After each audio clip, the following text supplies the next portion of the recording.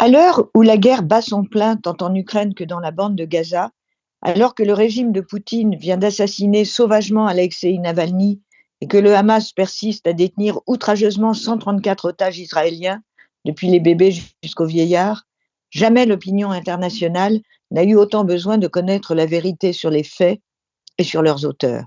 Or, force est de constater que le public ne sait à peu près rien du fonctionnement actuel du régime de Poutine et de ses accointances avec l'Iran, qu'on n'en sait pas davantage sur les dignitaires du Hamas qui se dorent la pilule au Qatar, ou encore sur les mollahs iraniens et leurs acolytes qui se pavanent dans les couloirs de l'ONU. On ne sait pas grand-chose de leurs tractations et de leurs exactions, pourtant quotidiennes. La raison est simple. Les journalistes qui voulaient rester sur place en Russie et en Iran, ou avant le 7 octobre à Gaza, tout en sauvant leur vie, en étaient réduits à faire des reportages plus ou moins complaisants. S'agissant de Gaza, les journalistes indépendants en avaient été expulsés ou en étaient partis dans l'impossibilité d'effectuer leur travail. Même Libération, qui pourtant n'est pas franchement hostile à la cause palestinienne, avait rapporté en 2014 comment l'un de ses journalistes palestiniens, transféré pour interrogatoire au centre de commande du Hamas, avait dû quitter la zone. Du coup, on n'a rien su des tunnels et des caches d'armes. On a à peine su que des manifestations anti-Hamas se déroulaient à Gaza et que les dirigeants du Hamas n'hésitaient pas plus que les Iraniens à tuer leurs enfants.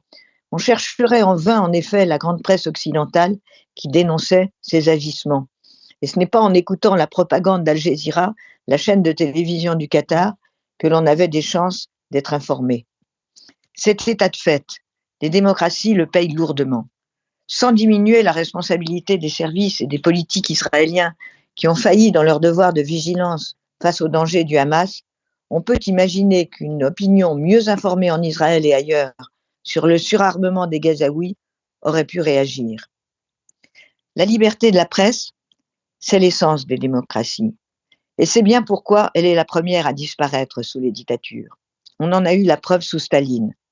Alors que le dictateur tuait des millions de ses concitoyens, la presse occidentale, et pas seulement communiste, glorifiait ce paradis sur terre qu'était censé être l'URSS. Je recommande aux auditeurs le film qui est sorti en 2019, À l'ombre de Staline, de cette merveilleuse réalisatrice polonaise qu'est Agnieszka Holland. Il relate l'histoire de Gareth Jones, un jeune journaliste britannique parti à Moscou pour interviewer Staline et qui y arrive le jour de l'assassinat de l'un de ses amis journalistes. Il voit sur place des journalistes occidentaux, notamment celui du New York Times, menant une vie dissolue et qui n'écrivent que pour chanter les louanges d'un des régimes les plus criminels au monde. Jones, en déjouant la surveillance du KGB, se rend en Ukraine et révèle à son retour en Angleterre l'Holodomor, cette famine voulue par Staline qui a causé des millions de morts.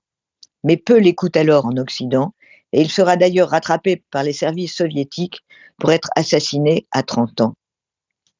Je raconte cette histoire à la gloire des journalistes qui font leur travail, un travail éprouvant et parfois périlleux, et pour me lamenter de ce que fait aujourd'hui Reporters sans frontières.